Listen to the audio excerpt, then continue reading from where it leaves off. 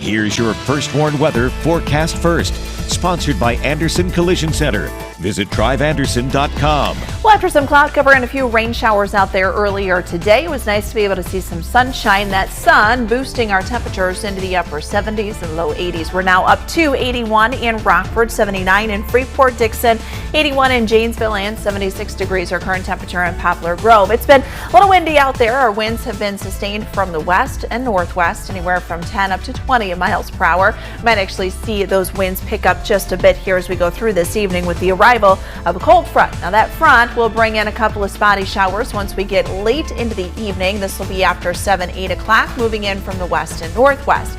Not expecting any severe weather, but as I mentioned, we could see a quick shower or two and maybe a gustier wind with that. Winds really pick up for tomorrow, however. Look at how strong the winds will get for Thursday afternoon. Coming up in the First Warn forecast a little later. The body of a 25-year-old man is pulled from the Rock River. Officials say he fell in from the path under the Jefferson Street Bridge. Plus, summertime is here. More teenagers on the roads. Experts share safety tips for the period they call the 100 deadliest days for teen drivers. And the YWCA Literacy Council's recruiting tutors. Organizers explain the impact these volunteers can have on the community. Live from WTVO 17. This is Eyewitness News at 5. Good evening, I'm Mimi Murphy. And I'm Wendell Weber. Thank you for being here. Tonight, we have learned the identity of the man's body pulled out of the Rock River last night. The Winnebago County Coroner's Office says the body belonged to 25-year-old Natarian Pickett. Around 4 a.m. Saturday morning, Pickett reportedly fell into the water from the Jefferson Street walking bridge. His brother jumped into the river to try and rescue him, but could not bring him to shore. Rockford police tried recovering the body over the weekend without success. Last night, just before 6:30, Rockford first responders located the body near Water Street.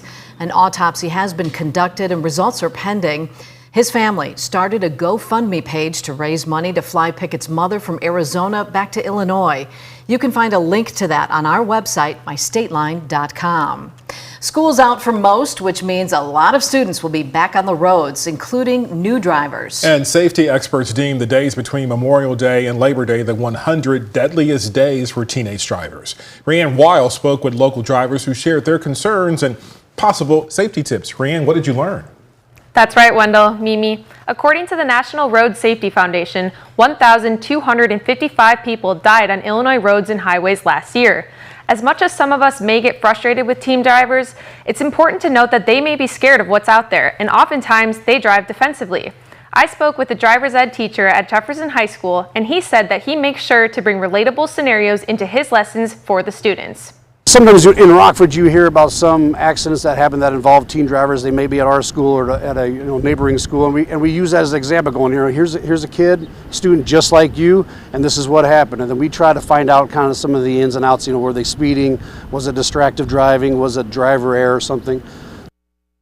The National Road Safety Foundation also said that each year, 2,100 teen drivers are involved in fatal crashes. They shared some safety tips, which can be found on our website, mystateline.com. Wendell? Brianne, thank you. The new budget, the new state budget, will put $182 million towards migrant care over the next year. Today, Governor J.B. Pritzker blamed Republicans for the influx of asylum seekers coming to Chicago, while defending President Biden's new restrictions at the border. Leader of the Republican Party, the convicted felon Donald Trump, he told all the Republicans to walk away because he wants it as a political issue. So he puts politics over country. And in my view, we now have a proposal from the president that is, again, it's not a perfect solution. We'd like the Congress to take action. President Biden's new policy will deny asylum status to any migrant who crosses the border illegally. Chicago has taken in more than 42,000 migrants since 2022. Now, around 7,000 people live in 17 city and state-run shelters there. The deadline for a local scholarship that helps Rockford area teachers continue their education has been extended. The Zimmerman family created the Don Zimmerman Golden Apple Teacher Scholarship. Don was one of Golden Apple's local founders. The scholarship will pay for a master's degree tuition at Rockford University. To qualify, educators must be certified, have taught for at least 2 years, and maintain a minimum 2.5 GPA. Applications are due at 5 p.m. on June 26th. That's great there. A local organization is looking for volunteers to help change lives. YWCA Northwestern Illinois hosted a lunch and learn for community members this afternoon. It was for those interested in becoming tutors. Our Blake Dietz was there, and Blake, they say there's a significant need for them. Yeah, that's right, Mimi. Wendell, the YWCA Literacy Council provides free tutoring to adults looking to improve their English skills as a native speaker or as a second language. But right now, there aren't enough volunteers to meet the local need. The program matches a tutor with a learner for one-on-one or group reading, writing, and comprehension lessons. Waltha Helland has been tutoring for 10 years. She says the lessons go far beyond improving English skills. They improve a life. It feels wonderful to know that you have helped someone else be able to negotiate the complexities of life in a way that they are not only less anxious, but they are joyful and able to navigate their way of life. And you've helped them. All of the full story coming up at 6. Wendell. Thank you. We'll look for you then. 9 state line interns graduated from a local program today aimed at helping those with cognitive disabilities get employed. Project Search held a graduation ceremony today at Rockford's Javon B. Hospital. Mercy Health, Belvedere School District, and Ramp All partnered to run this initiative. It's a 10-month program that provides job training to recent high school graduates with intellectual and physical disabilities. Interns receive firsthand experience in healthcare patient services, clinical settings, and inpatient support.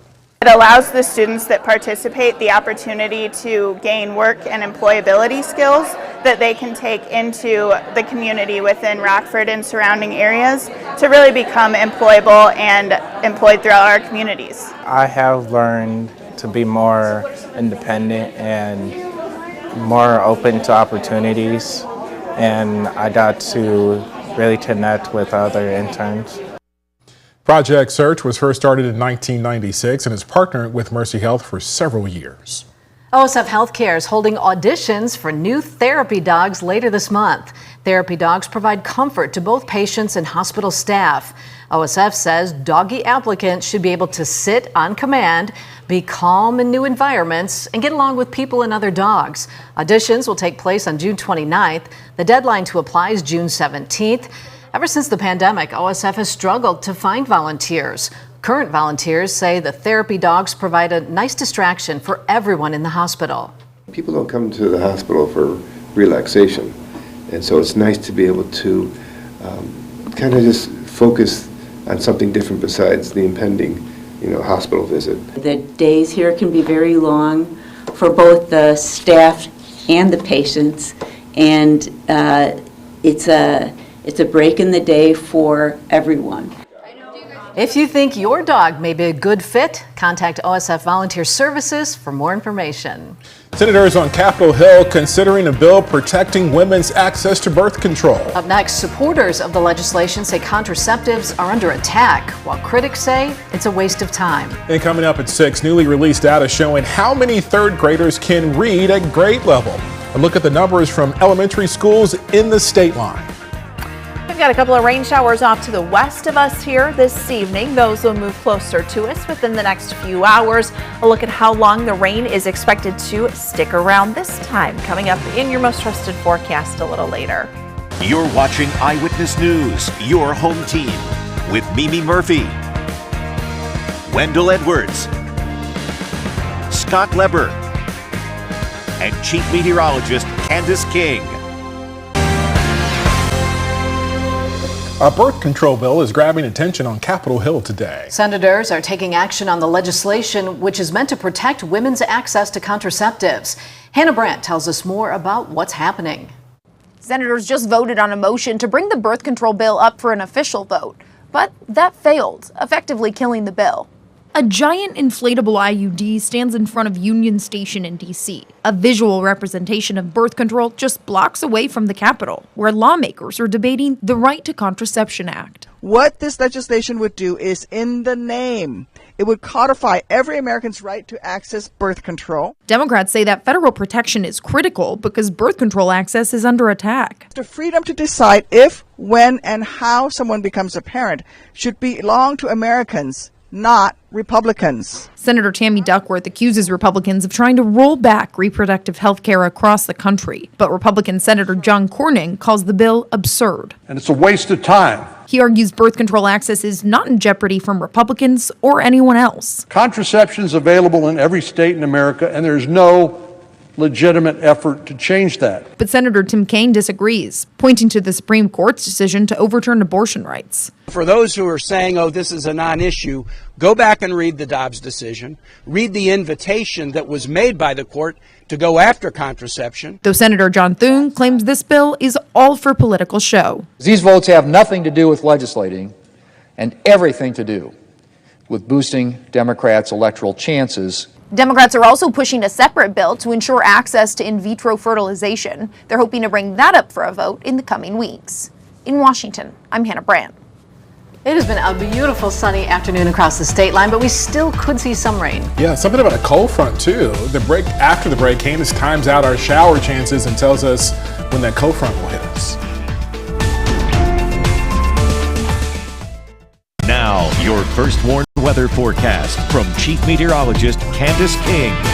Well, we had some rain and some cloud cover early this morning with the first cold front that came through, but our temperatures really didn't drop much behind it. In fact, those numbers warmed back into the upper 70s and low 80s, and we had the sunshine. So it's been a beautiful Wednesday afternoon, but off in the distance, we've got some cloud cover building in, and this is ahead of our next cold front that'll work in later tonight, and that will bring kind of a drop in temperatures. Not a big drop, but our numbers fall back below average over the next couple of days. It also brings back the return of some rainfall, some of which could move in as early as about 7-8 o'clock across our northwest counties, but more so between about 8 and 9 this evening. A quick shower, isolated rumble of thunder will be possible. That'll take us through the midnight hour. Temperatures, though, have warmed into the upper 70s, low 80s. We're right at 81 in Rockford, Janesville, 78 in Rochelle, DeKalb, 79 in Freeport, and 78 degrees currently in Monroe. Our weather watcher Terry down in Genoa, 78 degrees. Dew point sits at 58. Westerly wind at 16 miles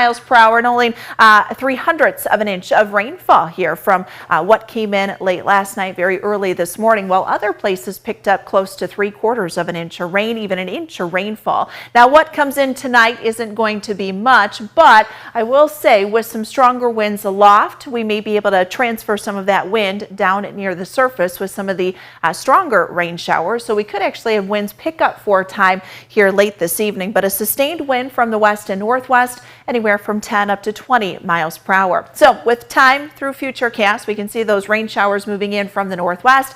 This is 7 o'clock here this evening, so getting into southwest Wisconsin, far northwest Illinois.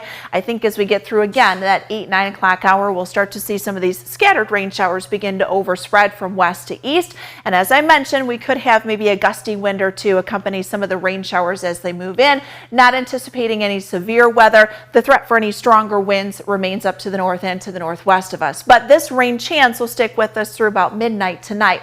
Now we dry things out for tomorrow. We do see a return of sunshine. Some cloud cover comes back in for the afternoon, but the one thing you'll notice for tomorrow is the increasing winds. Winds will gust in from the northwest at about 35 miles per hour. Could have some gusts come close to maybe 40 for a time during the afternoon. Isolated sprinkle shower can't completely be ruled out. There's a little bit of moisture, but we are still pretty dry. We'll maintain that northwesterly flow heading into Friday. Friday's temperatures will stay in the lower 70s, so it'll be comfortable. We don't have a lot of humidity going into the weekend, but it will be a little cooler. So if you're looking for some of that summertime heat and humidity, well, it's taking a little break here as we get into the weekend. Cloud cover comes back in on Saturday. Just a quick passing showers. I think we'll see some of that cloud cover hang around going into the afternoon. Now, I mentioned the wind coming in for tomorrow. Northwest winds will increase, gusting 35, maybe up to 40 miles per hour. This could cause some difficult travel, especially on some of the north-south roads, even some of the east-west roads with the higher profile vehicles. We actually get into a drier pattern over the next several days. In fact, our rain chances stay pretty limited. You've got maybe tomorrow about 10% chance, going into early Saturday 20% chance, and then even next week looking fairly low as far as those rain chances are concerned. Reason why? Well, it's what's going on in our jet stream. We get the shift in our jet stream pattern. So you get this ridge of high pressure that builds out to the west, some big time heat coming out to our west and southwest. Well, we've got this elongated area area of low pressure that just kind of sits and spins across Canada before stretching out over the northeast. And that'll actually keep us with a northwesterly flow, which keeps our temperatures on the cooler side of things as we head into the early part of next week. So 58 degrees, that's where we'll head for tonight. We've got a few evening showers, isolated thunderstorm, windy for tomorrow. We'll still maintain that breeze heading into Friday. 70s going into the weekend, but I think we'll see the 80s return as we kind of break from that pattern into the end of next week. Thank you, Candace. Scott's in next with sports. He looks ahead at another crosstown classic tonight at Wrigley Field, and we'll hear from the Cubs hero from last night's game.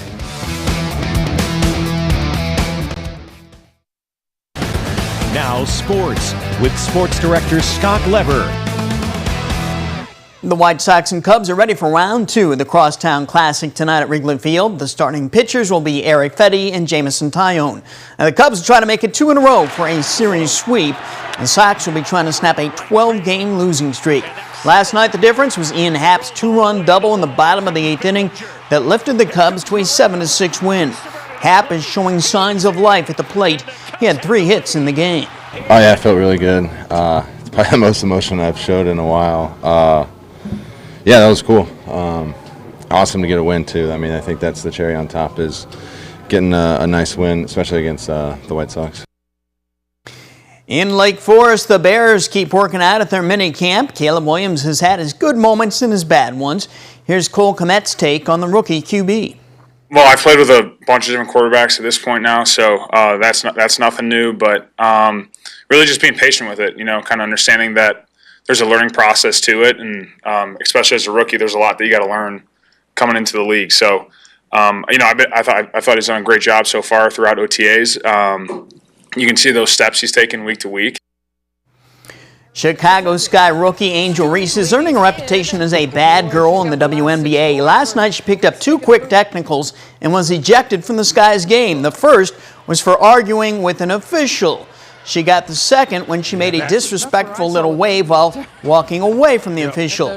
Bulls guard Lonzo Ball went on social media saying he will pay for Reese's $300 fine for that technical, but he won't have to because today the WNBA rescinded the second technical, believing the wave didn't warrant her being teed up and ejected. Reminder, Game 1 of the NBA Finals between the Mavs and the Celtics will be played tomorrow night. You can see it here on WTVO at 7:30. NBA Countdown starts at 7. A Belvedere High School teenager had quite the experience last weekend, competing in a grueling 200-mile bike race in Kansas on gravel and on elevated terrain. He's going to tell us what that experience was like coming up at 6 o'clock. That's sports. We'll be right back. Well, our first warning interactive radar brought to us by Rockford Glass and More. We're pretty quiet out there with some sunshine, but we've got some showers that'll move in from the west here this evening. These will pass through midnight, maybe a quick downpour and maybe a rumble of thunder with some gustier winds. 74 for tomorrow, 75 on Friday. All right, thanks, Candace. That's our time for now. We thank you for sharing your time with us. We'll see you at 6.